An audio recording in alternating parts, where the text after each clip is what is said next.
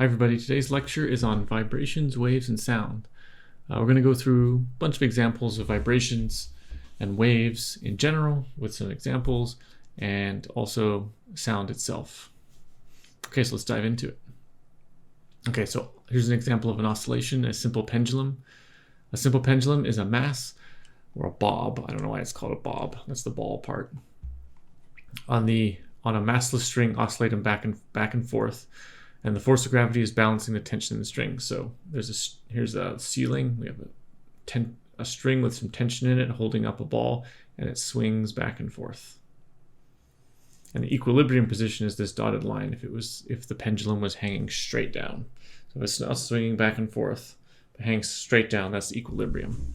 And the period of oscillation, or the period of the pendulum, is the time it takes the pendulum to do one back and forth.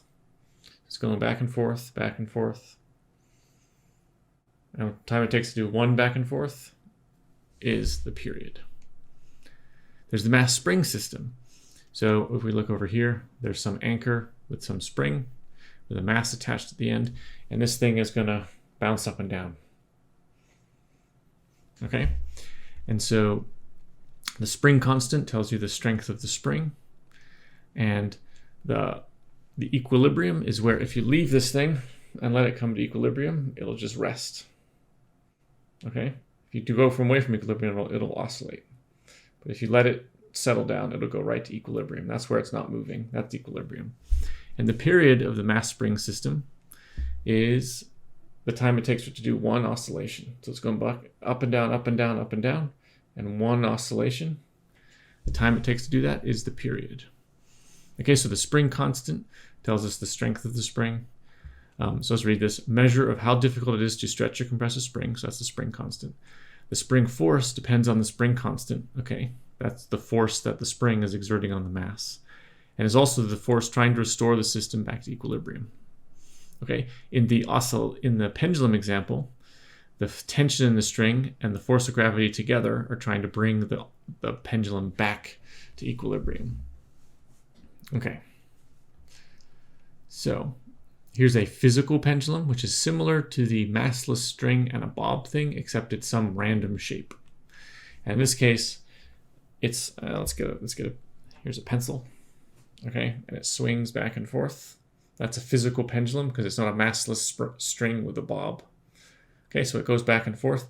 The time it takes for this thing to go back and forth is one period. Okay. And these are super complicated. Physical pendulums are super complicated. It's hard to get into the math, but they still have a period and they can still swing back and forth. Okay, vibration is a periodic wiggle. Okay, if you ever feel a vibration, it's something moving back and forth. Okay, maybe there's construction work going on and it causes vibration back and forth. Okay, and that's in time. So you're sitting in the same spot and you're moving back and forth in space. A wave is a periodic wiggle in time and space. So this is a wave moving through space and time. Okay, and a good example of this is, well, let's see. Wave extends from one place to another. Examples, water waves. They vibrate and they move through time. Okay, so the water wave actually moves through space and time. Light, which is an oscillation of the electric and magnetic fields, and that moves through space and time.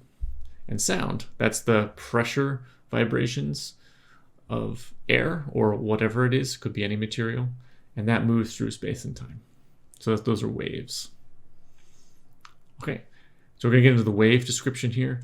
So a wave is pictorially represented as a sine curve. We can see this on this guy's oscillation measurer here. There's a sine wave on the graph. Okay, so a sine wave is obtained when you trace out the path of a vibrating pendulum over time. Okay, so this looks like we got here a pendulum with some sand, and as this piece of paper moves fast and the pendulum moves back and forth, traces out a sine wave. Okay, and this is what this is describing.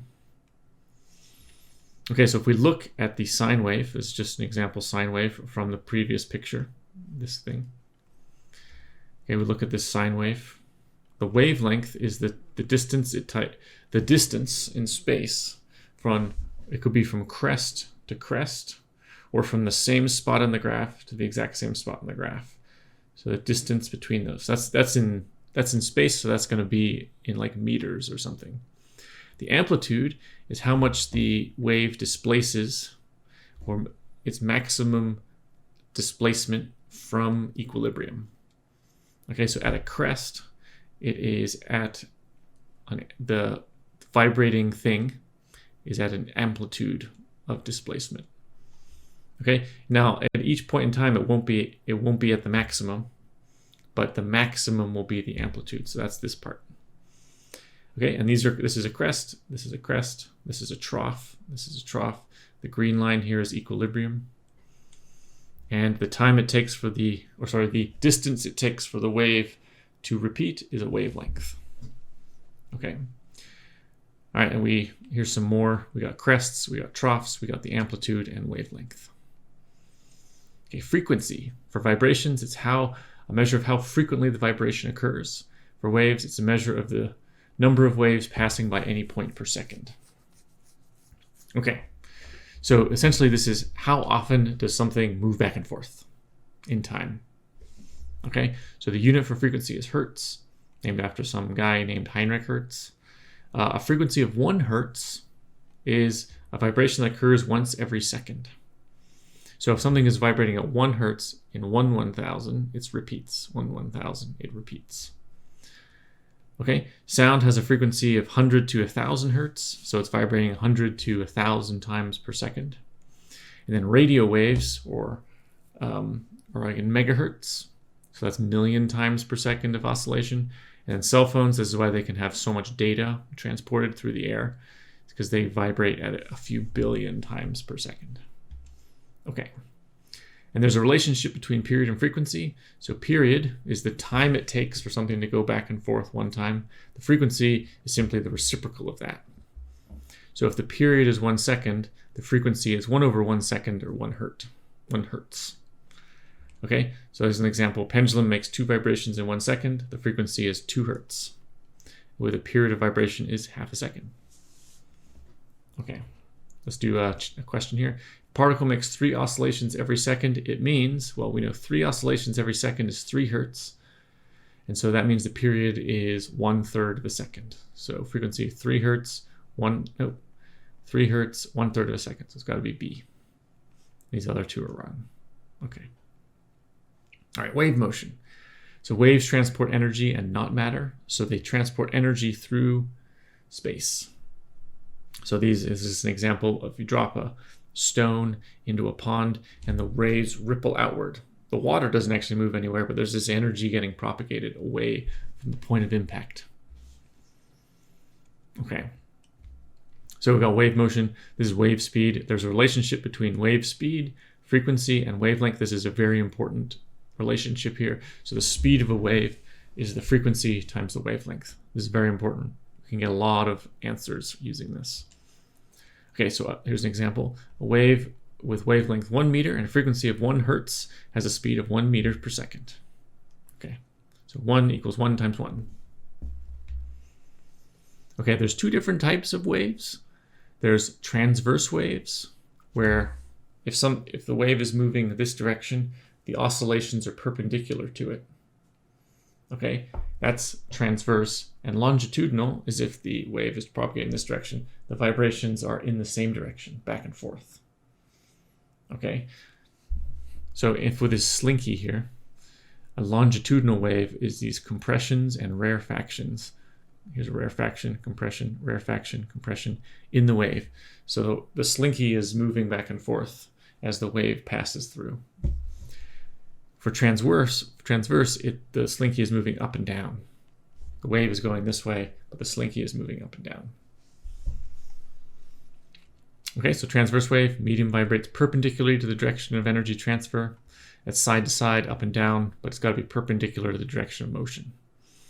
So this is some examples here: vibrations in stretched strings of musical instruments, light waves, S waves so S waves, I think they're talking about a type of wave that gets propagated from earthquakes. So S waves that travel in the ground, that is a transverse type of seismic wave. Longitudinal waves, The medium vibrates parallel in the direction of energy transfer. We just said that. So that's backwards and forwards. It's going to be compressions and rarefactions. So compression is compression, a rarefaction is an expansion. I don't know why it's called a rarefaction, but it is. Okay. So an example is sound waves and P waves in the ground from earthquakes. It's a different type of wave. Okay, so if we have a tuning fork here in this picture, we can see compressions, and then we can see rarefactions. Okay, and this is what hits our ears. These headphones here are creating compressions and rarefactions that hit my ear so I can hear stuff. Okay, which one of these waves are transverse? Which ones are longitudinal? So let's take a look here. So water waves. Well, we know water waves, the water moves up and down as the wave moves in one direction, so that's transverse. Light waves, we know the electric and magnetic fields are perpendicular to the direction of motion, that's transverse. Sound waves, well, we know from this picture it's compressions and rarefactions, that's longitudinal. Vibrations on guitar strings, that's transverse. Pendulum oscillations, I don't think that's a vibration, that's just something moving back and forth. And then earthquake waves, those are S and P waves. We know we can have two types here, so that'll be both. Okay, let's take a look.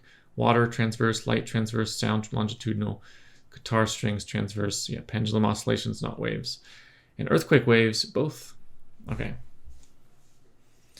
All right, so when two waves occupy the same space, then there's interference. And interference means that waves can enhance each other, which is called constructive interference, or they can destroy each other, which is called destructive interference. And the principle at play is the principle of superposition, where two waves come together and you add their amplitudes. Okay, so let's look at some examples. This is easy to see in pictures.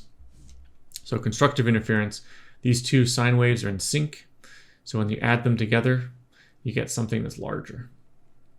Then destructive interference is when you have two waves, but they're out of sync. When they get added together, there's nothing. It's cancellation. Okay, so superposition is the idea that we can add these waves together to get a final wave. We can add these waves together to get a final wave. And interference is the idea that they can enhance each other or they can completely destroy each other. Okay, we can see this if we throw two stones into a pond and let the waves propagate out. If we look at this stone hit here, we can see points of destructive interference and points of constructive interference, depending on the wave's pattern. Okay, there's also standing waves. So this is like a string anchored at two ends. Okay, and so it says if we tie a rope to a wall and shake the free end up and down, we produce a train of waves in the rope. And this train of waves goes back and forth and allows a standing wave to form. So for this person here, they've got a full wavelength sitting in the string. And this is going to go up and down here. This isn't going to move. This is going to go up and down here. Okay, this is nothing. And so as this person vibrates the string, it's going to go up and down, up and down. So up and down a bunch here, up and down a bunch here. It won't move here. And this is called a standing wave. Okay, the nodes are the places where it doesn't move. And the antinodes are the places where the string does move maximally. So where the amplitude is clearly seen. So that's nodes and antinodes. I'd refer to this picture to see that. So this is a node. This is an antinode. This is a node, and that's an antinode. Okay. So for standing waves, we can fit a fundamental wave into there, which is a half cycle. We could fit a full wavelength. We could fit 3/4 of a wavelength. Sorry, 3 halves of a wavelength in here. So we can stack half wavelengths into this to create standing waves, depending on the frequency of vibration. Oh, and this one is called the fundamental frequency, when you fit half a wavelength in it. Okay, the frequency of vibration of the rope in the picture below is, well, we know it's not equal to the fundamental frequency because that would just be one long one. 4 times the fundamental frequency. Well, 4 times the fundamental frequency would mean the fundamental frequency is this big thing. And we've got 1, 2, 3, 4, 5 of those in the same spot. So it's not going to be 4 times the fundamental frequency, think it's going to be 5 times the fundamental frequency. We've got 5 times of the nodes inside between the 2 walls. It's not going to be 6 times because we only have 5 here. Okay, so I'm going to go with C. Okay. All right. The wavelength of the rope in the picture is equal to the wavelength of the fundamental frequency. The fundamental frequency would be if it was this, which would be meaning the fundamental wavelength would be twice this distance, because we're fitting half a wavelength into the two in between the 2 points. So we're only fitting half a wavelength, so the wavelength is twice that. Here we've got, okay, let's go through 1/5 of the wavelength of the fundamental frequency. We've got the number 5 here. That sounds good. 5 times the wavelength of the fundamental frequency. Don't think that one's true, because 5 times would be longer. We're actually shortening it shortening the wavelength compared to the fundamental frequency in this picture. Don't think it's none of the above. So it's probably B, but let's make sure we got that right. So this right here is fundamental frequency is twice this.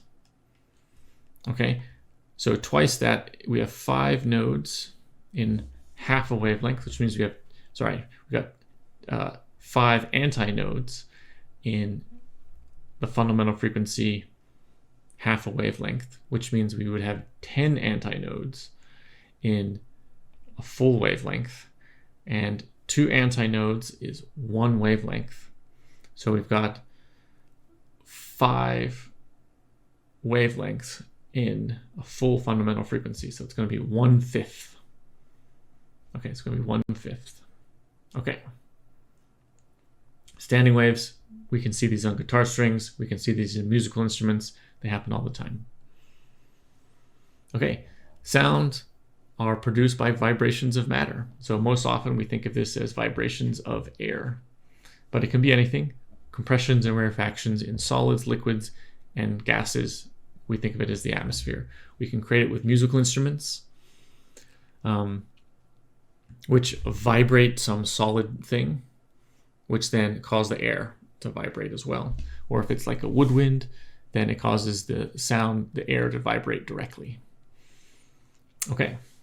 Often they use standing waves to create the sound of music. Okay, the frequency of sound, what's the most important thing here is it's associated with the pitch of the sound. High pitch means high frequency, low pitch means low frequency. We're talking 100 hertz about to all the way to 20,000 hertz, which is said right here, or 20 hertz to 20,000 hertz. Okay, anything below 20 hertz is infrasonic.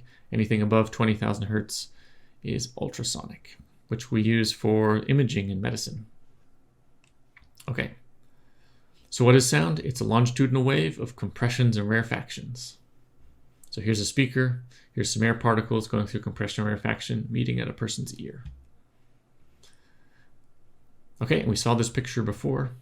So this we have to sort of think of it as the same as a wave, except it's longitudinal. It is a wave, it's a longitudinal wave. So the wavelength would be the distance between peak compressions or peak rarefactions. Okay, so that's the distance between those. That would be the wavelength. Okay, what's the speed of sound? It depends on so many properties. If it's solid, liquid, gas, plasma, the elasticity, all kinds of different things. Most of the time we just measure the speed of sound in something. With temperature, it also changes the temperature. Generally, the higher the temperature, the lower the speed of sound. But it's all over the place. Typically, we'll just measure it. Okay, and if it's solid, it's faster. If it's liquid, it's faster. If it's gas, it's the slowest for the speed of sound. Okay, so this is about picturing sound. Okay, so we have some wave pictures here. So this is constructive interference. So if the compressions, remember, so if these are totally in sync and we add them together to create interference, then the wave will get larger. If the compressions are in sync with the rarefactions for both of these pictures, when we add them up as superposition, we can create larger compressions and larger rarefactions, which ups the volume of the noise or the sound. But if they're completely out of sync, then nothing happens. We can cancel the sound out. So in pictures for sound, If you line up the rarefactions with the compressions here, then you get nothing. And this is how sound canceling headphones work.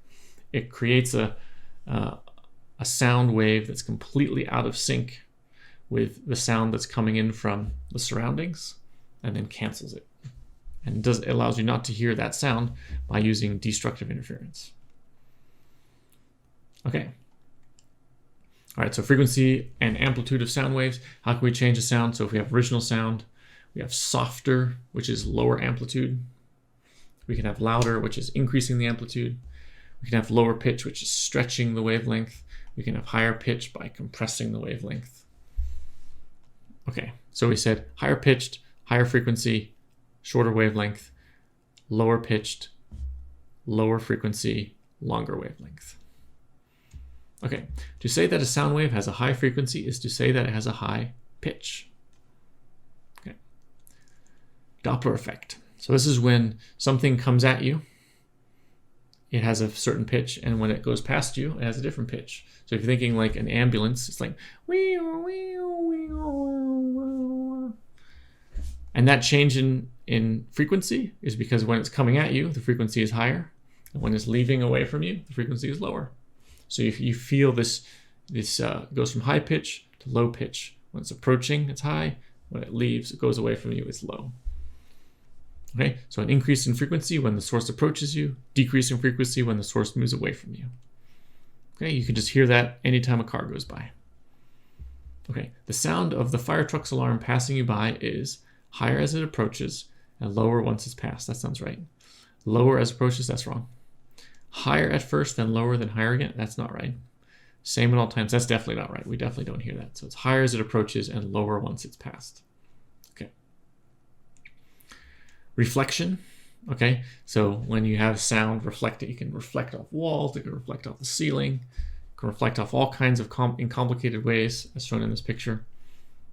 And that's called an echo. So reflections that you hear that come in from different distances by bouncing off stuff, called an echo. Multiple reflections, that's called reverberations. Okay, and I think you guys know what that sounds like. Okay. Refraction. So refraction is the bending of sound waves, either up or down. So this creates illusions of sound coming from different places. Okay, so if it's cool air near the ground and warm air high, then the sound will get bent down. If it's warm air near the surface and cool air up, the sound will get bent up, and the dog might not hear it. Okay. So there's reflection and refraction happening all the time, and the study of this with sound is acoustics, trying to bounce light off particular surfaces and bend it around things to make sure that you have the best acoustic experience possible, depending on the venue. Okay, and there's ultrasound. That uses reflection and refraction of sound to get images of particularly babies. That doesn't do any damage internally. So we can do imaging with sound at high frequencies. And then dolphins and other wildlife use echolocation, like bats, dolphins, whales, send out sound, and then they hear the sound, or in their sense, they see the sound by creating an image from that sound. Okay, there's force vibrations and natural frequency. Force vibration is setting up a vibrations in an object by vibrating force. Just vibrate it, force it to vibrate. So that'd be like a factory floor vibration because of heavier machinery. Whereas natural frequency, everything has its own natural frequency that it wants to vibrate at. And this depends on the particular situation, the elasticity, shape of object, all kinds of things. So you can think of that as like a swing. A swing in a playground wants to go back and forth at a particular frequency. If you try to force it, it'll just go back and forth in place. If you force it at its own natural frequency, then it's going to go back and forth, nice and high. Okay, resonance is when the force vibrations match the natural frequency. This is the prototypical example of when resonance happens, you get a small force that creates large vibrations and the bridge collapsed. Beats is when two waves almost have the same frequency, so they go in and out of constructive and destructive interference all the time as they go through the air, and you get a beat frequency. which would be the difference between the two frequencies. So if you get two tuning forks that are really close and you make them vibrate, you'll hear this. You'll sort of hear the frequency go, the sound go in and out in some. It's called a beat frequency. Okay, there's shock waves and sonic boom. This is when we pass the sound barrier. So a shock wave is always set up when an aircraft is flying through the air, but if it approaches the sound barrier, then the pressure waves start to stack up on one another. And then once you get past the sound barrier, then that stack of pressure waves gets sent back in a triangular shape. So this is it right here. Okay, and that can be a very loud bang because of that pile up of the compressions in the sound wave. Okay, let's do some check ourselves. A wiggle in time is a wave.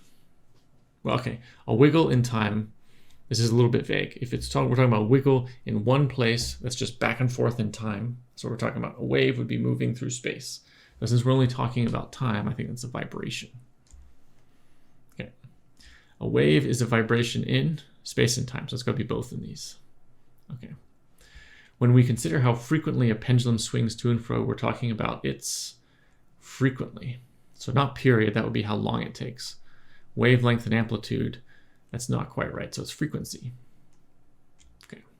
When we consider the time it takes for a pendulum to swing to and fro, we're talking about the pendulums, so we're talking about time now. That sounds like period. Okay. When we consider how far a pendulum swings to and fro, we're talking about the pendulums. Well, not frequent, that's kind of weird here. Not the frequency, that's how many times it goes back and forth per second. We're not talking about the period, that's how long it takes for the pendulum to go back and forth once. The wavelength, well, it's not a wave, so that's not even applicable here. It's got to be amplitudes. That's if it's from the highest point to the highest point, back to the highest point. Those highest points, that's the amplitude. Okay, amplitude. The frequency of a wave is the inverse of its, we know that's period. If the frequency of a particular wave is 20 hertz, its period is 1/20th of a second. We know it's 1 over the frequency is the period. So 1/20th of a second. 1/20th of a second. In Europe, an electric razor completes 50 vibrations in 1 second. The frequency of these vibrations is, so it's 50 vibrations in 1 second. That sounds like 50 hertz, 50 cycles per second. So it's either going to be the first or the third. And then with a period of a 50th of a second, that sounds right. Definitely not a period of 50 seconds. That's a really slow vibration. So this first one. Okay. For a transverse wave, the distance between adjacent peaks in the direction of travel is its distance between adjacent peaks. That sounds like wavelength. Okay. If you dip your finger repeatedly onto the surface of still water, you produce waves. The more frequently you dip your finger, the lower the wave frequency. That doesn't sound right. Higher the wave frequency, that sounds right. And the shorter the wavelengths, that sounds right. Can't be both, it's not none. I'd say it's the second one. Okay. The speed of a wave can be found by multiplying its frequency by the wavelength. That's that very important formula, which is the speed of the wave is frequency times wavelength. So frequency times wavelength equals speed. Okay. The vibrations along a transverse wave move in a direction, well, we know longitudinal is back and forth if the wave is moving this way. But if it's transverse, if it's moving this way, it's up and it's perpendicular. Okay, so it's perpendicular to the wave. Okay, the vibrations along a longitudinal wave move in a direction, well, we know it's along the wave. Okay. A common example of a longitudinal wave is sound is longitudinal, light is transverse. So it's not both, it's not none, it's sound. Okay. Wave interference occurs for all of these. All waves can interfere with one another. Okay. A standing wave is produced by reflecting waves undergoing interference. Okay, because the standing wave is going to come in, bounce off the far wall, bounce off the near wall, bounce, and it creates a standing wave. Okay, interference. The Doppler effect is characteristic of sound waves, light waves, both of these. So all waves go through a Doppler situation. The Doppler effect is concerned with the changes in wave, frequency, not speed, frequency. And the frequency changes because of the Doppler effect, because the source of the wave is moving towards you or away from you. Okay. A shock wave is the result of interference, superposition, amplification, transference. I think it's going to be superposition. Well, superposition and interference are kind of the same thing in this case. Superposition allows interference to happen. So I'm going to go with interference as the best answer. Superposition. Okay, so the superposition of the waves is building up so that the shock wave can become shocking. Sonic boom cannot be produced by an aircraft flying slower than the speed of sound. That's true. A whip can produce a sonic boom. A speeding bullet can produce a sonic boom. So it's the first one. Okay. Sound waves that most humans cannot hear are infrasonic, ultrasonic. Well, these are defined as the waves that humans can't hear, so it's got to be both. Okay. Sound travels in air by a series of compressions and rarefactions. That's both. The vibrations set up in a radio loudspeaker have the same frequencies as the vibrations in the electric signal feeding the loudspeaker. That's correct. That produce sound that you hear. Both of these. Sounds like both. Okay. Because the electrical signal that's feeding the loudspeaker is vibrating at the sound frequency. The sound you hear is vibrating at the frequency the loudspeaker is going at. Sound travels in all of these, all of them. In which of these materials does sound travel fastest? Air, water, steel. We know steel. Steel is a solid. It's a very hard solid. Sound is going to travel very fast in that. Water is a liquid. It's going to travel slower than steel, but faster than air. So steel. Okay. Speed of sound varies with, it doesn't vary with amplitude. That's just a property of the wave. It doesn't vary with frequency. That's just a property of the wave, but it does vary with temperature. Okay. The loudness of a sound is most closely related to its amplitude. So frequency is the pitch. Period is also related to the pitch. Wavelength is related to the pitch by the speed equals frequency times wavelength. So it's amplitude that determines loudness mostly. It's closely related. Sound made to undergo reverberation is sound that is sympathetically vibrating. That sounds good. Varying in tone? I don't think so. Multiply reflected? That sounds even better. It's being, we said echoes is when it was single reflection that we hear, and reverberation is multiple reflections. So multiply reflected is the best answer. Okay. When sound undergoes refraction, it undergoes a change in speed. Okay. Sound cannot be reflected. It can be. Absorbed. It can be. Diminished by interference. It can be. So none of these. Okay. Seeing an invisible object by way of ultrasound is used by bats, dolphins, medical doctor. All of these. Sound normally travels farther in air when the sound is low frequency. Now, why is that? Low frequencies tend to not dissipate very fast. High frequencies tend to be absorbed and attenuate very fast. And I think we have some intuition on that. That happens with light and that happens with sound. So low frequency. Okay. Factory floor vibrates, and as a result, you vibrate when standing on the floor. That's force vibration. Okay. When you tap various objects, they produce characteristic sounds that are related to.